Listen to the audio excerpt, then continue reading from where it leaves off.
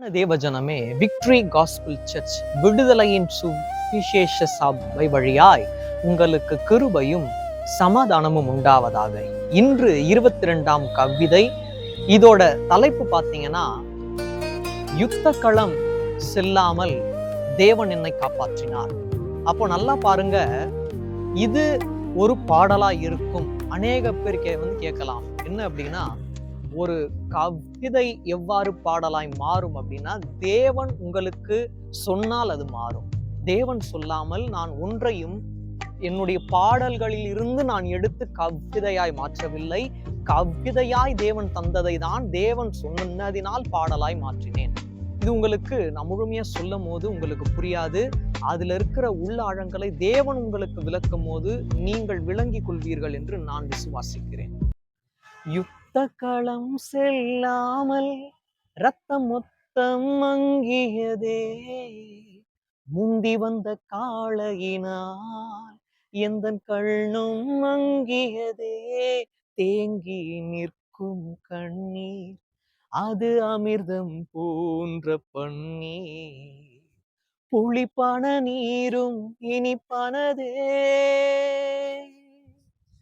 நத்தை சிலந்தி போல நீல ரத்தம் உனக்கு, இயேசு கிறிஸ்து தந்த சிவப்பு ரத்தம் எனக்கு.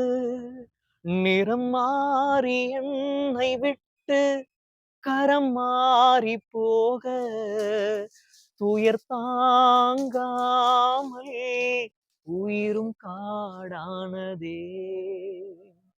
நாடி நரம்பு நாளம் எந்தன் உடலை நாளும் வண்டு போல இறங்கி குடைகிறதே. வெற்றி எந்தன் வாழ்வில் தோற்று போன நேரம், காடு வரை பாடுபட்டேன், துக்கம் தீர்ந்து இன்பம் பெருகுதே. நல்லா பாருங்க, உங்களுடைய வாழ்க்கையில இதுதான் நீங்கள் கேட்டு கொண்டிருக்கும் முதன்மையான கேள்வி என்று நான் ஆவிக்குரிய கண்கள்ல பார்க்கிறேன், விசுவாசிக்கிறேன். அது என்னவென்றால், யுத்த களமே செல்லாமல் எனக்கு ரத்தம் தேவையா? சில நேரங்கள்ல காயம் வரணும், அதுதான் நியாயத்துக்குள்ள உங்களை நடத்தும்.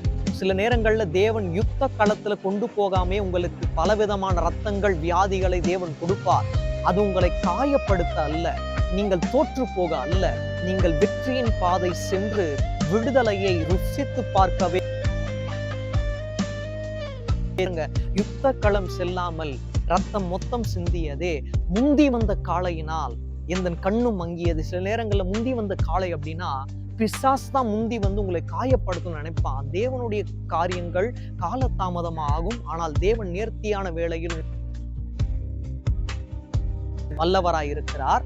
நத்தை சிலந்தி போல நீல ரத்தம் உனக்கு அப்படின்னா, நீங்க பாத்தீங்கன்னா நத்தை சிலந்தி இந்த இரண்டுக்குமே நீல ரத்தம் இருக்கும். அதாவது தேவன் தந்த ரத்தத்தை தாண்டி வேறு ரத்தம் இல்லை அப்படின்றத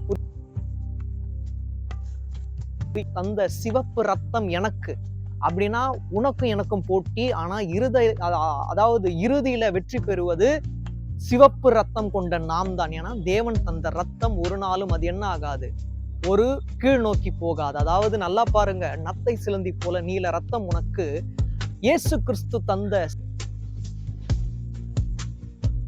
என்னை விட்டு கரம் மாறி போக, துயர் தாங்காமல் அப்படின்னு வரும். அதெல்லாம் வரும். நீங்க பாருங்க, சில நேரங்கள்ல தேவன் நமக்கு தந்த ஆசீர்வாதத்தை அநேகர் பறித்து கொண்டு போறத போல இருக்கும், கரம் மாறி போறத போல இருக்கும். கரம் மாறி போறதுனாலே புரிஞ்சுக்கோங்க, அது தேவன் உங்களுக்கு தந்த ஆசீர்வாதம் இல்லை,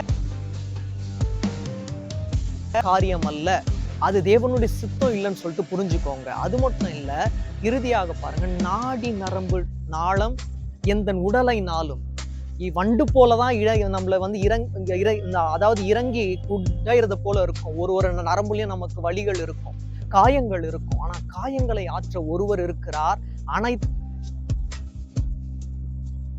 பாடுபட்டேன், துக்கம் தீர்ந்து இன்பம் பெருகுதே. காடு வரை நம்ம பாடுபடணும். ஒரு காட்டுக்குள்ள போறீங்க, எப்படி உங்களுக்கு திசை தெரியாது, போகும்போது தெரியும். உள்ளுக்குள்ள போனதுக்கு அப்புறமா அந்த காட்டுல இருந்து எப்படி வரணும்னு சில நேரங்கள்ல வழி தெரியாது, அவ்வளவு இருள் இருக்கும். ஆனா வெளியே வந்த பிறகு துக்கம் தீர்ந்து இன்பம் பெருகும். அது போல உங்களுடைய வாழ்க்கையில் காடு வரை நீங்கள் பாடுபட்டு இருக்கலாம், ஆனால் நாடு முழுவதும் உங்களை போற்றும்படியாக